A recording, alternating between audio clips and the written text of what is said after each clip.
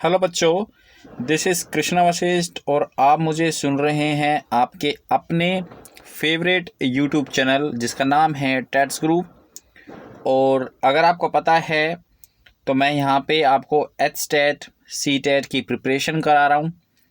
Currently जो मैं question paper solve कर रहा हूँ वो 2018 का है और ये एचटेट का एग्ज़ाम है। प्यारे बच्चों, ये क्या है? एचटेट का एग्ज़ाम है, सेट सी है ये आपका, ठीक है।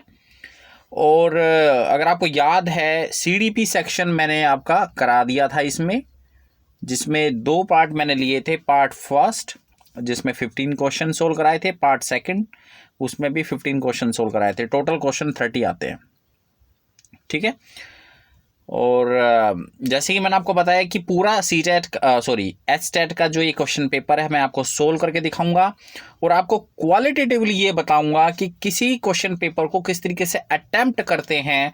जितने भी टीचिंग एग्जाम्स के जो क्वेश्चन पेपर है उसको किस तरीके से अटेम्प्ट किया जाता है वो मैं आपको यहाँ पे, मेरी एक छोटी सी कोशिश है कि आपको अच्छे से बताया जाए। अच्छा, उसके बाद आज बेसिकली जो सेक्शन हम टच करने वाले हैं वो है जर्नल स्टडीज का।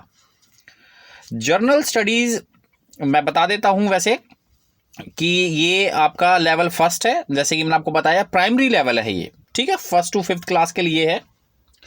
अच्छा, इसमें जो बच्चे सेकंड जैसे टीजीटी के लिए जिन्होंने अप्लाई किया होगा या कर रहे हैं, जिनकी प्लानिंग है, जो पीजीटी के लिए, तो फॉर्मेट सेम है। सीडीपी के वही 30 क्वेश्चन आते हैं, चाहे टीजीटी की बात करो चाहे पीजीटी की बात करो। और जो जर्नल स्टडीज़ की अगर सेक्शन की बात करें तो जर्नल स्टडीज़ का जो सेक्शन आता है वो 3 हिस्सों में बटा हुआ होता है। 3 हिस्से कौन कौन से होते हैं? Aptitude, reasoning ability and GK awareness, ये होता है। क्वांटिटेटिव एप्टीट्यूड पहला सेक्शन का नाम है, रीजनिंग एबिलिटी सेकंड सेक्शन है, और तीनों जो हैं वो 10-10 नंबर के होते हैं। तो टोटल जो आपका जो बन जाता है वो आपका बन जाता है, टोटल आपका 30 बन जाता है, ठीक है। 10-10 नंबर के हिसाब से आप यहाँ पे कर सकते हैं। क्वांटिटेटिव एप्टीट्यूड की अगर बात करें तो ये मोर देन लाइक आप कह सकते हैं एक प्रकार का मैथमेटिक्स ही बन जाएगा। और रीजनिंग एबिलिटी में तो आप समझ सकते हो कोडिंग से रिलेटेड क्वेश्चंस आते हैं, और जीके अवेयरनेस में तो नॉलेज अवेयर जीके से रिलेटेड क्वेश्चंस आते हैं। तो ये एक फॉर्मेट है which will be applicable for TGT, ये जो पीआरटी का है, टीजीटी और पीजीटी के लिए एप्लीकेबल होगा, ठीक है। तो स्टार्ट करते हैं दोस्तों। पहला क्वेश्चन मैं आपको करवा रहा हूँ, साथ में एक्सप्लेनेशन दूंगा, आंसर दूंगा, और बने रहिए टेट्स ग्रुप चैनल के साथ। पूरी वीडियो को देखना, अच्छे से आपको समझ में आ जाएगा किस तरीके से अटेम्प्ट किया जाता है। स्टार्ट करते हैं। पहला क्वेश्चन आप लोग के सामने है, you can see on the screen. The value of 666 divide 3 is equal to, let me zoom, थोड़ा सा जूम करें। हालांकि जो फाइल है वो इतनी हाई रेजोल्यूशन की नहीं है, लेकिन फिर भी यू कैन सी, ओके। जो पहला क्वेश्चन है, the value of 666 divide 3 is equal to, तो इसको आप कैसे करेंगे? तो ये जो है थोड़ा सा मैं आपको सोल्व करके बताऊंगा।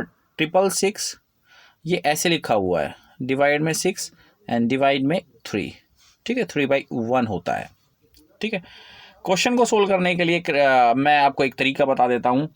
आपका फंडामेंटल स्ट्रॉन्ग होना चाहिए, फंडामेंटल, ठीक है। इसको मैं लिख सकता हूं ऐसे, ओके। 3/1 को 1/3 कर देंगे और आप इसे सोल्व कर लें, ये आ जाएगा 111।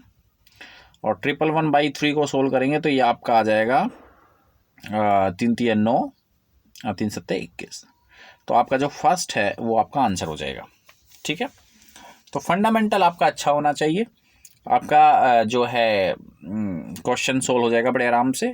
थोड़ा सा किन्हीं किन्हीं क्वेश्चनों में थोड़ी शॉर्ट ट्रिक लगती है, तो वो मैं आपको टाइम टू टाइम बताता रहूँगा। बिल्कुल एकदम इस तरीके से पढ़ेंगे जैसे कि आपको फील होगा कि हम किसी कोचिंग सेंटर में ट्रेनिंग ले रहे हैं, ठीक है। इस तरीके से मैं आपको यहाँ पे बताने वाला हूँ। अगर कोई शॉर्ट तरीका होगा किसी भी क्वेश्चन का तो वो भी मैं डिस्कस करूँगा, ठीक है। Now let's discuss another question.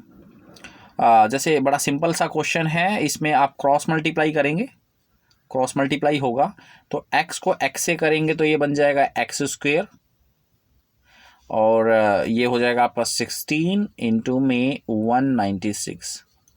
अब यहाँ पे इसका मल्टीप्लिकेशन आपको नहीं करना है, ठीक है। मैं आपको फिर से बता देता हूँ प्यारे बच्चों, डोंट मल्टीप्लाई 16 इंटू 196, क्योंकि अगर आप मल्टीप्लाई करोगे तो you will consume your time, और मोस्ट प्रोबेबली आपको जो है 1 मिनट का टाइम मिलता है एक क्वेश्चन में अंदर। तो आप यहाँ पे क्या करें, सीधा इसके ऊपर अंडर रूट डाल दें, ठीक है। तो ये 16 का अंडर रूट 4 हो जाएगा और 196 का अंडर रूट हो जाएगा 14, ठीक है।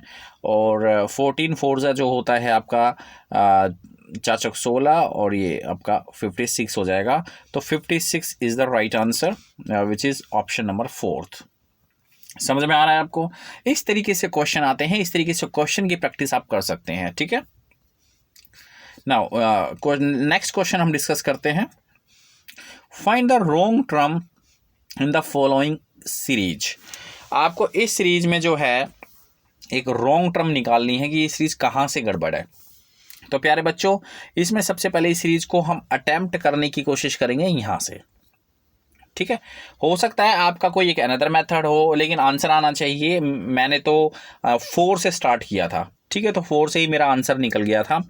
तो स्टार्ट करते हैं, कैसे करेंगे इसे। देखो 4 से 11 के बीच में जो गैपिंग आ रही है वो आ रही है 7 की, ठीक है। 4 में अगर 7 जोड़ दें तो 11 बनता है।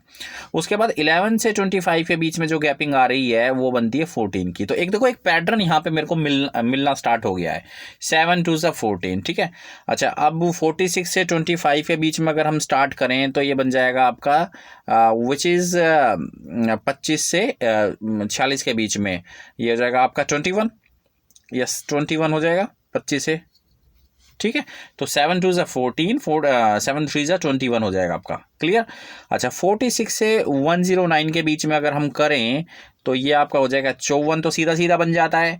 54 में अगर 9 जोड़ दो तो 63 बनता है, ठीक है। मैं एक बार फिर से कंफर्म कर लेता हूँ क्योंकि मैं ऑनलाइन पढ़ा रहा हूँ, मेरे को करना ही पड़ेगा। 46 ये आपका हो जाएगा सीधा 54, 54 प्लस 9 63। तो ये नेक्स्ट आपका बन जाएगा 63। तो देखो 7 2 14, 14 2 ये आपका 7 3 21 और 7 4 आपका हो जाएगा 28। लेकिन आ क्या रहा है 63। गड़बड़ कहाँ हुई है? 46 पे हुई है। तो 46 इज द राइट आंसर, जो यहाँ पे ऑप्शन नंबर आपका 46 सेकंड है।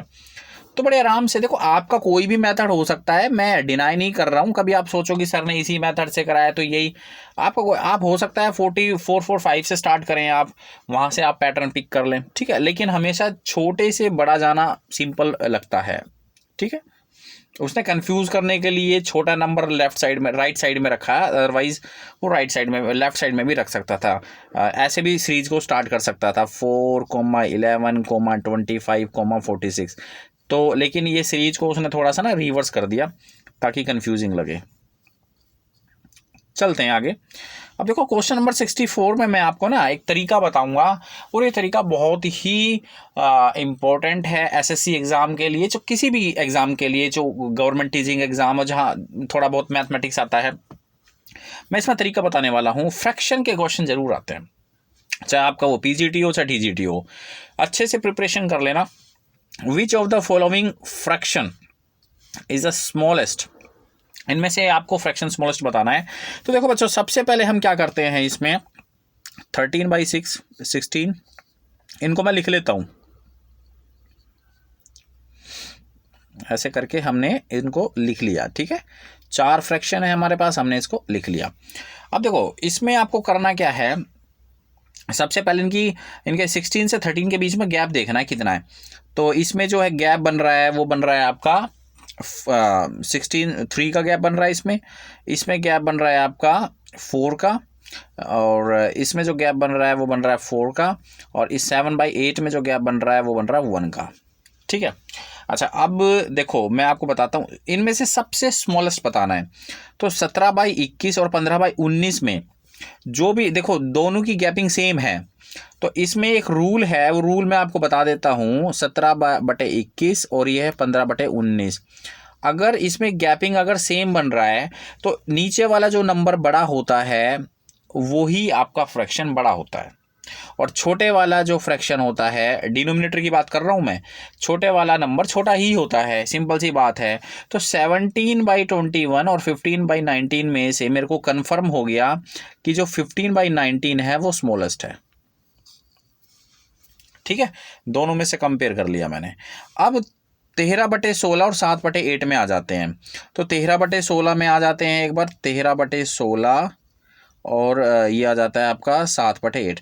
अब आप कहोगे सर इनकी गैपिंग तो सेम नहीं है, इसमें 3 का गैप है, इसमें आपका 1 का गैप है। तो जिसमें गैपिंग सेम ना हो तो उसमें हम क्रॉस मल्टीप्लाई कर लेते हैं। ठीक है, तो ये हो जाएगा आपका 13 को 8 से मल्टीप्लाई करोगे तो ये हो जाएगा आपका 13 8 24 54 आएगा। आई थिंक 54 नहीं आएगा, सॉरी, मल्टीप्लाई कर लेते हैं। 13 को 8 से मल्टीप्लाई कर देते हैं तो ये आ जाए 24, 8 और 104 आएगा आपका 104। ठीक है, 104। और 16 को 7 से मल्टीप्लाई करेंगे तो ये आ जाएगा आपका 42 और 4 112, तो ये हो जाएगा 112। तो अब इसमें से देखो 112 बड़ा है ना और 104 छोटा है, तो 100 यानी कि 13/16 इसमें छोटा है, 13/16 इसमें छोटा है। ठीक है, और 7/8 इसमें बड़ा है। आपको ये चीज़ लग रही होगी कि यार इसको हम सिंपल अगर सोल्व कर लें तो ज़्यादा इजी नहीं होगा। अच्छा, उसके बाद क्या करोगे आप, 13/16 इसमें बड़ा हो गया, छोटा हो गया, इधर से 15/19 छोटा था, तो आप करोगे क्या, 13/16 को फिर से ऐसे लिख लोगे और फिर से इसकी क्रॉस मल्टीप्लाई करोगे और फिर आपको पता चल जाएगा। देखो इस तरीके से वैसे बहुत सारे क्वेश्चन निकलते हैं बच्चों, ये तरीका बहुत ही इजी लगता है, लेकिन यहाँ पे ये जो तरीका है ये बहुत ही लेंथी हो गया। मैं एक बार फिर से ना थोड़ा सा रिपीट कर देता हूँ, क्योंकि मेरे को लग रहा है कि थोड़ा सा ना आपको क्लियर शायद नहीं हुआ है, क्योंकि एक बार फिर से रिपीट करना काफ़ी सही रहेगा। और तरीका मैंने आपको बता दिया है। आपको ये शायद लग रहा है कि अगर हम सीधा इसमें डिवाइड करके निकाल लें तो कैसा रहेगा। तो इसमें या of course you can divide, इसमें कोई प्रॉब्लम नहीं है, डिवाइड करके निकालो। शायद वो तरीका यहाँ पे थोड़ा छोटा लगे, लेकिन जो तरीका मैंने ये बताया है ये 99% क्वेश्चनों में बहुत ही शॉर्ट पड़ता है।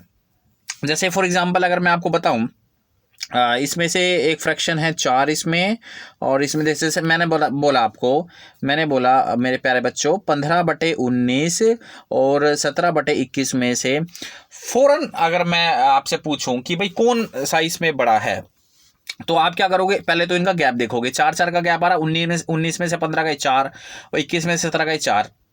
अब देखो किसका डिनोमिनेटर बड़ा है, 19 बड़ा है ना, तो सीधी सी बात है 15/19 यहाँ पे बड़ा है। तो मैंने डिवाइड भी नहीं किया, देखो कितना जल्दी पता चल गया। ठीक है, बहुत जल्दी पता चला। तो और 17/21 यहाँ पे छोटा है। तो इस तरीके से बहुत ही इजी पड़ता है। और जिसमें जैसे फॉर एग्जांपल मान लो 3/8 है, 3/8 है और कोई भी फ्रैक्शन मान लो आप 3/5 मान लो, इसमें 2 का है, इसमें 5 का है, तो उसमें कैसे करें सर। तो उसमें सीधी सी बात है, जहां पे आपकी गैपिंग जो है इक्वल ना आए तो उसमें आप सीधा क्रॉस मल्टीप्लाई कर दिया करो। 5 दिया 15 और ये 24, तो ये जो 15 है ये छोटा है, तो 3/8 इसमें छोटा है। देखो डिवाइड भी नहीं करा और 3/5 यहाँ पे बड़ा है, डिवाइड भी नहीं करा लेकिन फिर भी हो गया आंसर। ठीक है, तो इसमें जो ये तरीका मैंने आपको बताया है ये बहुत ही इजी है, आप इसे अच्छे से कर सकते हो, कोई प्रॉब्लम नहीं है। आप इस क्वेश्चन का आंसर भी निकाल सकते हो। ठीक है, चलें आगे।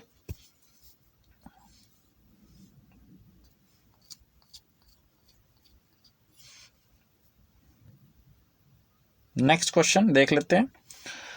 If the side of an equilateral triangle, equilateral triangle आपको पता ही है कि जो जिसकी तीनों साइडें बराबर होती हैं, ट्रायंगल इज डिक्रीज बाई 20%, 20% से डिक्रीज हो रही है। देखो किसी भी इक्विलैटरल ट्रायंगल की साइड जो है, मान लो साइड जो है तीनों सेम होती हैं, जो साइड होती है वो 20% से डिक्रीज हो गई, तो अब ये आपको ये बताना है then its area is decrease by. अब देखो इसके प्यारे बच्चों 2 तरीके होते हैं, तो 2 तरीके में जैसे मान लो एरिया को मैं ए मान लेता हूँ, a - a' अपॉन में a इंटू में 100, ऐसे भी आप चेंज निकाल सकते हो, ये फॉर्मूला भी आप याद कर लेना। ऐसे भी आप चेंज निकाल सकते हो, लेकिन देखो अगर इस तरीके से आप निकालोगे तो बहुत ही ज़्यादा लेंथी पड़ेगा। ठीक है, 1 मिनट से भी ज़्यादा आपका टाइम हो जाएगा, शायद 1-2 मिनट लग जाएं आपको सोल्व करते करते। और एक मैं आपको एक चीज़ बता देता हूँ, इक्विलेटरल ट्रायंगल का जो एरिया होता है प्यारे बच्चों, वो होता है √3/4 A²। अगर साइड आपने ए मानी है तो ये एरिया का फॉर्मूला है। ठीक है, तो सारे फॉर्मूले आपको याद होने चाहिए। खासतौर पे इक्विलेटरल ट्रायंगल का area, length, breadth, rectangle, square, ये सारी चीज़ें आपको पता होनी चाहिए, टिप्स पे होनी चाहिए। ठीक है, लेकिन मेरे पास इसका एक शॉर्टकट तरीका है। इसको किस तरीके से सोल्व करेंगे। एक ट्रायंगल ऐसा है आपके पास, इक्विलेटरल ट्रायंगल, जिसमें तीनों साइडें बराबर हैं, उसकी जो साइड है वो 20% डिक्रीज़ कर दी है, तो आपको निकालना है कि एरिया कितने % डिक्रीज़ होगा। तो इसमें सबसे पहले मान लेते हैं कि जो ए है, ए वो ओरिजिनल साइड है, जैसे मान लो वो 100% है। ठीक है, वो 100% है, आपने मान ली साइड। अब आपने साइड को जो है डिक्रीज़ कर दिया, तो A' बन गया आपका A'। अब 100% में से ही तो डिक्रीज होगा ना, पहले 100 था, आपने 20% कर दिया, तो बचा कितना, तो 80% बचा ना। 80% किसका, ए का, ओरिजिनल साइड का, ये मत भूल जाना। यह जगह 0.8A। तो जो अब न्यू साइड बनी है वो 0.8 टाइम्स है ए की, जो ओरिजिनल साइड थी, 0.8 टाइम्स ऑफ ए। ठीक है, अच्छा जी, अब देखो इसमें बड़ा सिंपल है। √3/4 को यहाँ पे भूल जाओ, आप इसको लेके ही मत चलो, क्योंकि कांस्टेंट है, ये तो कांस्टेंट है ये। A² आप अपने दिमाग में रखो कि इक्विलेटरल ट्रायंगल का जो एरिया होता है वो A² होता है। अच्छा जी, अब आपके पास A² करके आपको एरिया निकालना है, लेकिन आपके पास साइड क्या है, 0.8A है ना आपके पास साइड, 0.8A है ना साइड आपकी। मैं फिर से रिपीट कर रहा हूँ, आपकी साइड क्योंकि डिक्रीज हो चुकी है 20%, तो कितना बचा, 0.8A है, तो 0.8A का आप कर दो स्क्वायर, तो ये बन जाएगा आपका कितना, ये बन जाएगा आपका 64 डिवाइड में 100, 0.64 बन जाएगा, 0.64A²। ठीक है, 0.64A² जो नया आया है, परसेंट में कितना है ये, 0.64 का परसेंट निकालोगे तो 64% आएगा। समझ में आया कुछ। मान लो पहले एरिया 100% था, और जब आपने 20% साइड को डिक्रीज कर दिया तो एरिया कितना बन गया, 64% बन गया। तो डिक्रीज कितना हुआ आपको निकालना है, डिक्रीज्ड बाय, तो डिक्रीज कितना हुआ, 36%। डिक्रीज कितना हुआ, 36%। इस तरीके से आपको निकाल लेना है। देखो बच्चों, प्रैक्टिस तो बहुत जरूरी है, अगर प्रैक्टिस नहीं करोगे तो क्वेश्चन सोल्व नहीं होने वाला, टाइम लग जाएगा आपका। ठीक है, तो ये तो मैं ना समझाने के पर्पज से बना रहा हूँ, बता रहा हूँ आपको, इसलिए मेरे को बहुत ज़्यादा टाइम लग रहा है, लेकिन अगर मैं फटाफट करूँ तो जल्दी हो जाएगा, कोई प्रॉब्लम नहीं है। ठीक है, तो आंसर आपको समझ में आ गया, आंसर 64% नहीं है, आंसर आपका 36% है। 100 में से 64 गए, 36। बात आई समझ में, चलें आगे, चले।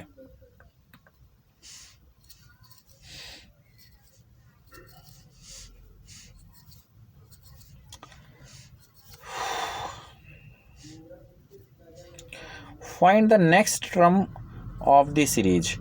आपको इस सीरीज की नेक्स्ट टर्म निकालनी है। देखो आजकल जो क्वेश्चन पेपर में जो सीरीज आ रही हैं बच्चों, वो थोड़ी सी डिफ़िकल्ट आती हैं।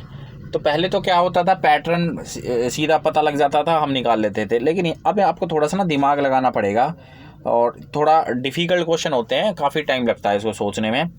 तो जैसे आपके पास 0, 6, 24, 60, 120 है, तो आप इसको ना इस तरीके से करके चलें, इसमें फैक्टर बना लें, और मोस्ट ऑफ द सीरीज में ऐसा ही कुछ होता है। अगर आप थोड़ा सा कुछ प्रैक्टिस करोगे तो आपको शायद पता लग जाएगा।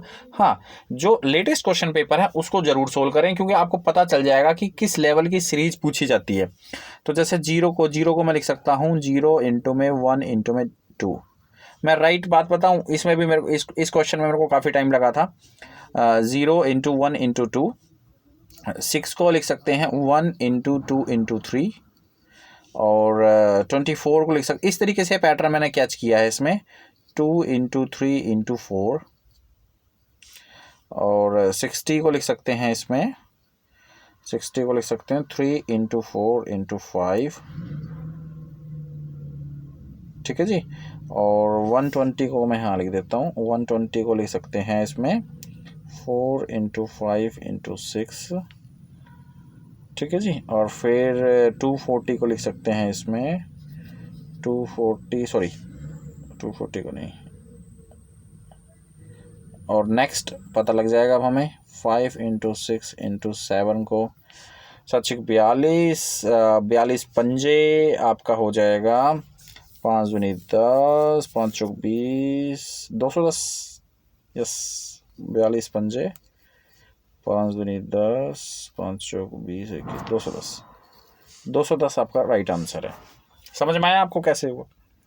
ठीक है, मैंने फैक्टर बना लिए। 0 को लिख दिया 0 × 1 × 2, 6 को लिख दिया 1 × 2 × 3, 24 को लिख दिया 2 × 3 × 4, 60 को लिख दिया 3 × 4 × 5, 120 को लिख दिया 4 × 5 × 6, एंड नेक्स्ट मैंने रिपीट कर दिया 5 × 6 × 7। एक ही टर्म बढ़ाई थी यहाँ पे, 5 × 6 = 30, 30 सत्ते आपका 210 हो जाएगा। 210 इज़ द राइट आंसर। समझ में आ गया? सॉल्यूशन मैंने आपको यहाँ सामने दिखाई दिया है, आप अच्छे से कर लेना। चलते हैं नेक्स्ट क्वेश्चन की तरफ।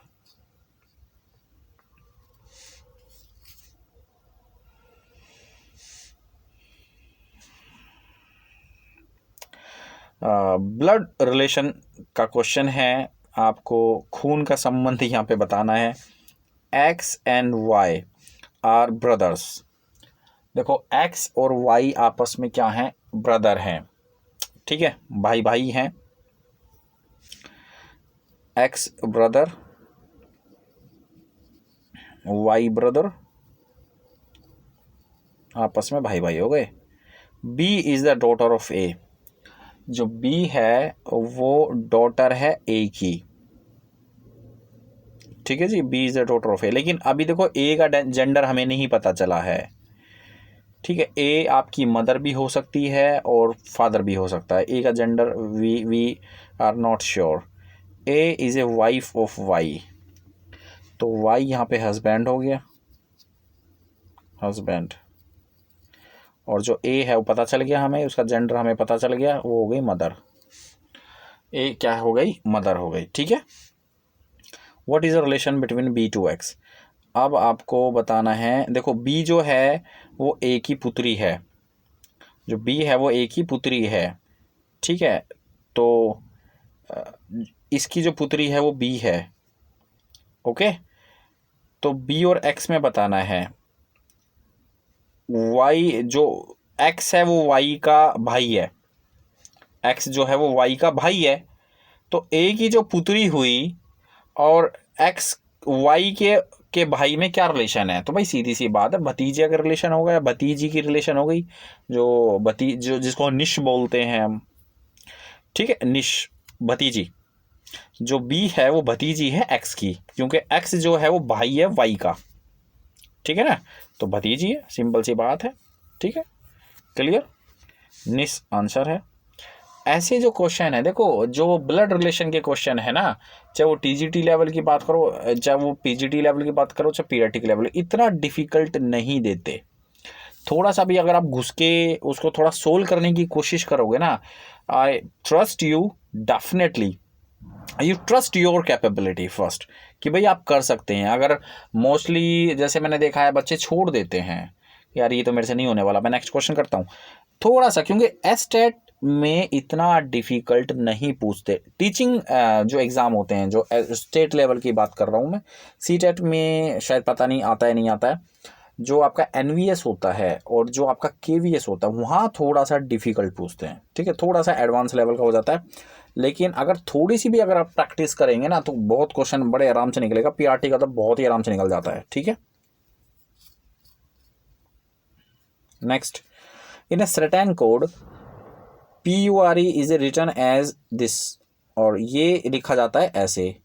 व्हेन इज रिटन एज, अब आपको बताना है व्हेन जो है वो किस तरीके से लिखा जाएगा। देखो दोस्तों, इस तरह के क्वेश्चन आप कैसे कर सकते हैं। सबसे पहले तो फटाफट जो है आप यहाँ पे लिख लें ABCD, ठीक है। ABCD लिखें सबसे पहले, ABCDEFGHIJKLMNO PQRSTUVWXYZ। देखो यहाँ पे लिखा हुआ है प्योर, प्योर को लिखता है वो QVQD। देखो प्योर P क्या है, तो अब जैसे प्योर लिखा हुआ है, मैं यहाँ लिख देता हूँ प्योर, प्योर और QVQD। अब यहाँ पे अगर P है तो यहाँ क्या है Q, तो P से आगे वाला ही नंबर है बस। यहाँ पे अगर U है तो आगे क्या है यहाँ पे V, तो अगर यहाँ पे U है वेयर U, तो उसके आगे वाला नंबर है V। ठीक है, पहले दो लेटर में तो ऐसे ही करा है। अब बात करते हैं R की।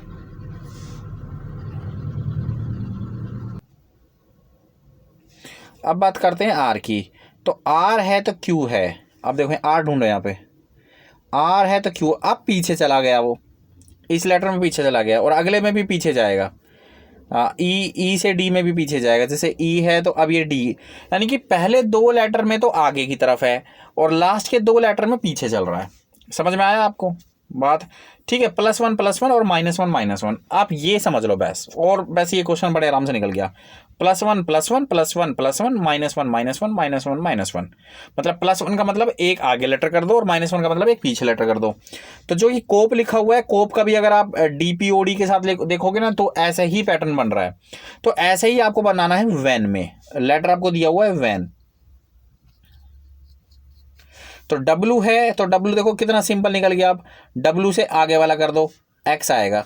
तो X तो आप सभी में है। H का देख लो एक बार, H का भी एक +1 करना है आपको। कहाँ गया H? I, तो I आ गया, लिखते जाओ बस यहाँ पे। E, अब E में पीछे करना है, E का D आएगा। और N का देख लो, अब N में भी -1 करना है आपको, एक M। ठीक है जी, तो इसका जो राइट आंसर है वो हो जाएगा आपका XIDM, which is option number 3। ठीक है, बड़ा सिंपल है। रिलेशन फाइंड आउट करें सबसे पहले, और देखो पैटर्न फाइंड आउट करना पड़ेगा आपको। पैटर्न अगर आपने पिक कर लिया, क्योंकि जो टाइम लगता है वो पैटर्न में लगता है। ठीक है, चलें।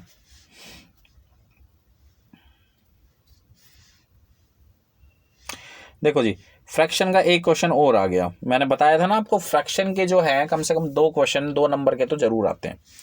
Which of the following is correct, आपको करेक्ट बताना है इनमें से करेक्ट कौन सा है।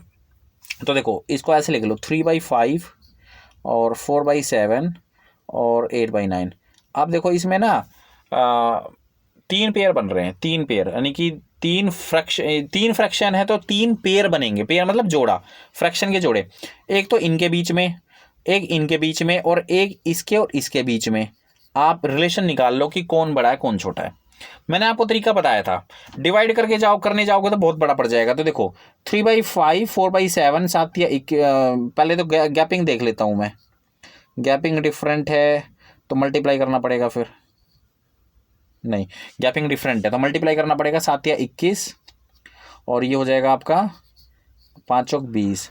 तो 21 और 20 में 3/5 यहाँ पे बड़ा है, ठीक है, 4/7 यहाँ पे छोटा है। तो पता चल गया। अच्छा, 4/7 और 8/9 में आ जाओ, 36 आ जाएगा इसका, 36, और ये ऐसे 36 आएगा और ऐसे आ जाएगा 56। तो 8/9 बड़ा है, 8/9 बड़ा है किससे? 4/7 से। तो 4/7 अल्टीमेटली छोटा है, 4/7 अल्टीमेटली छोटा है। देखो ये ऑप्शन तो हट गया आपका, ये भी हट गया। अब अच्छा सेकंड और फोर्थ, तो अब एक तीसरा पेयर और निकाल लेते हैं अलग से लिख के। 3/5 जगह है हमारे पास और 8/9, 9 या 27 ऐसे कर दो और फिर ऐसे कर दो, 5 8 40। तो कौन बड़ा है? यस ऑफ कोर्स 8/9 बड़ा है किससे? 3/5 से। तो देखो छोटा 4/7 है और 8/9 तो सबसे ही बड़ा है। 8/9 तो 4/7 से भी बड़ा है, 8/9 तो 3/5 से बड़ा है, तो ओवरऑल 8/9 बड़ा है। तो 4/7 लेस देन 3/5 और 8/9, option number 4 is the right answer. देखो कितना कितना जल्दी सोल्व हो गया। ठीक है जी,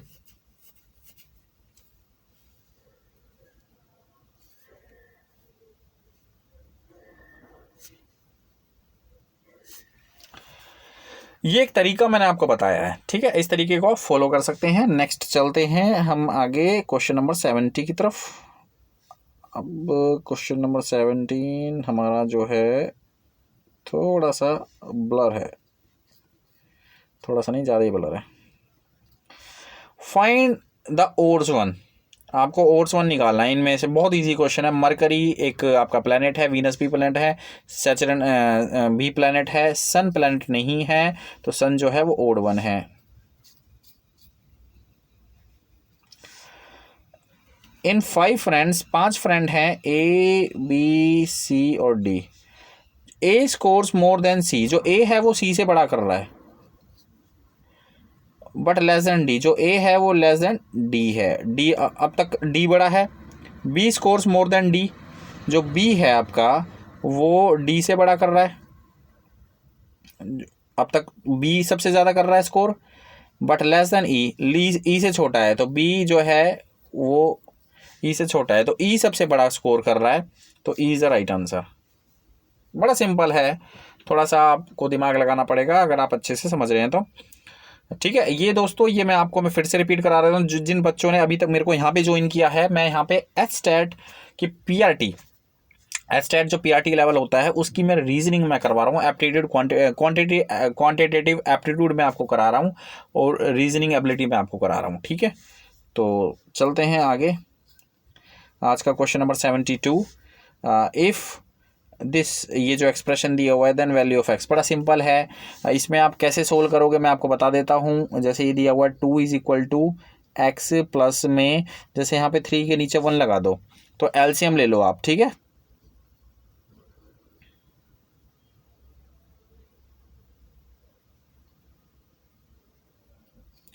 सब कुछ 1 के नीचे होगा, 4 3 12, 12 12 और 1 कितना हो जाएगा, ये हो जाएगा 13/4। अब मैंने आपको बताया था 13/4 अपॉन के अपॉन में है, तो जो 4 है वो ऊपर पहुंच जाएगा, तो ये क्या बन जाएगा, एक्स प्लस में 1 अपॉन में 1 प्लस 4/13, ऐसे बन जाएगा। फिर एलसीएम ले लो, एलसीएम 13 आएगा, 13 1 से मल्टीप्लाई होगा, 13 जमा 4 कितने होंगे, 13 जमा 4 17, 17/13, ऐसे हो जाएगा, ठीक है जी। एक बार फिर से चेक कर लेता हूँ, यही होगा, 13 अब ऊपर पहुँच जाएगा, ये हो जाएगा एक्स प्लस में 13/17, ठीक है जी। और फिर से एलसीएम ले लो, तो हो जाएगा 17x प्लस में 13, ठीक है। और 17x मैं यहाँ लिख देता हूँ, 17x प्लस में 13 इज इक्वल टू 2, ठीक है। और 17x, सॉरी कुछ मैंने गलती कर दिया,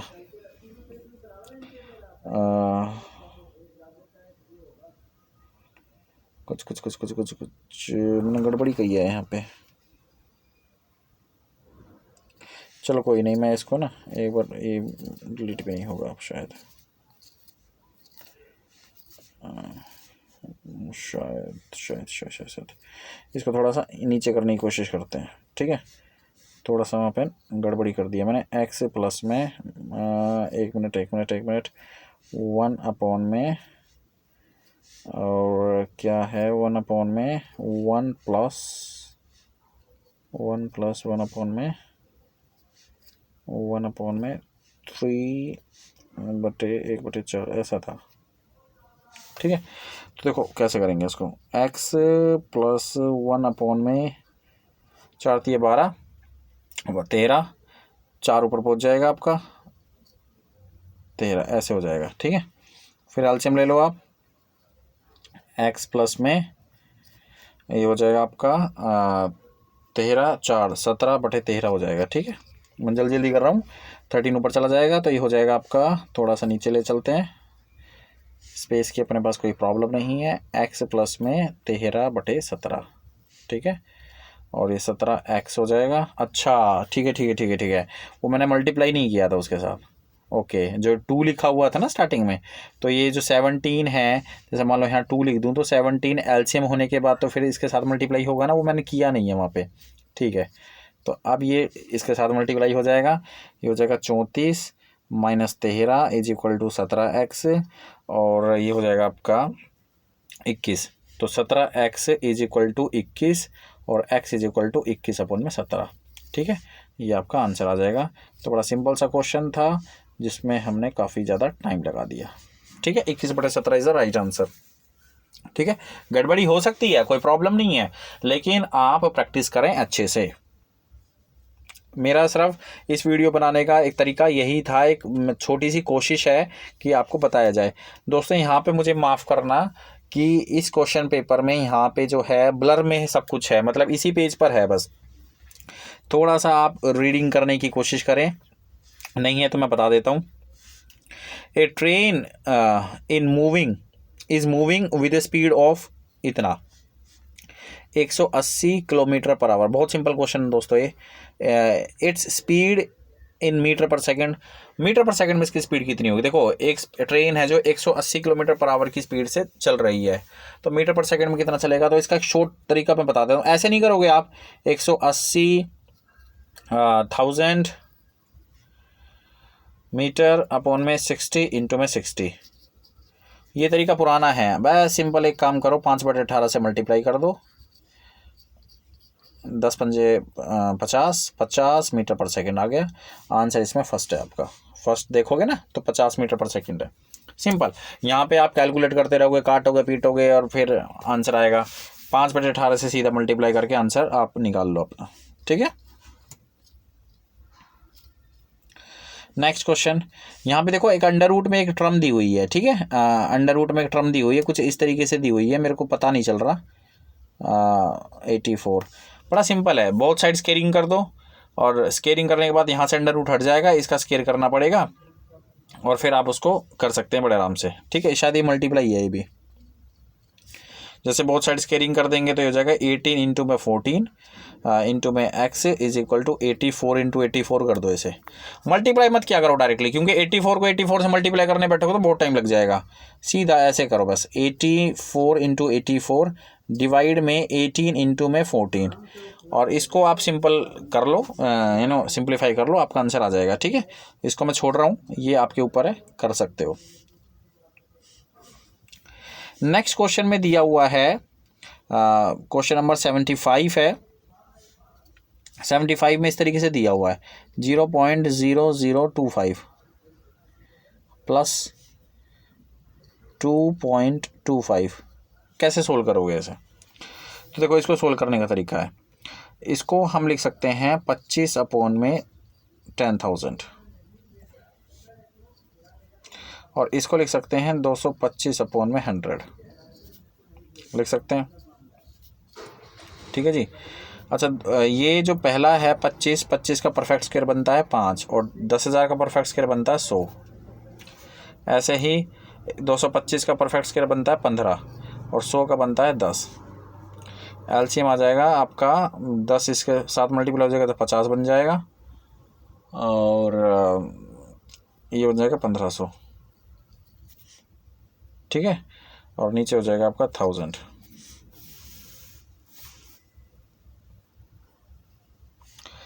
नहीं सॉरी, और उसके बाद आपका हो जाएगा, ये हो जाएगा आपका कितना, 1500 प्लस 50, 1550।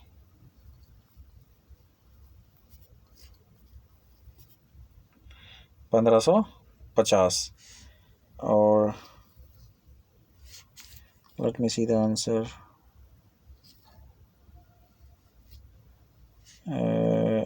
ये हो जाएगा शायद आपका 1000। ठीक है, एक 0 से 0 कैंसिल हो जाएगी, इसको लिख सकते हैं 1.55। 1.55 इज़ द आंसर और ये हो जाएगा आपका 1.55। अगर आप थोड़ा सा ध्यान से देख रहे हो ना, आंसर आपका फर्स्ट आ जाएगा। ठीक है, ये रहा फर्स्ट 1.55। ओके, 1.55 आपका आंसर आ जाएगा। सारी कैलकुलेशन देख लेना, बड़ा सिंपल सा क्वेश्चन है, कर सकते हैं आप इसमें। तो दोस्तों ये हैं आपके 75 क्वेश्चन। आई थिंक वीडियो काफ़ी बड़ा बन गया यार, इट ऑलमोस्ट 40 मिनट्स। तो ये मैंने आप फर्स्ट 15 क्वेश्चन करवाए हैं। नेक्स्ट जो 15 क्वेश्चन है वो नेक्स्ट पार्ट में होंगे और आप जो हैं अच्छे तरीके से अपनी तैयारी करें। मेरा एक छोटा सा सिर्फ यही इस वीडियो को बनाने के पीछे मकसद था कि आपको तरीका पता लगा, आपको पता चले किस तरीके से क्वेश्चन को हम अटेम्प्ट करने की कोशिश करते हैं।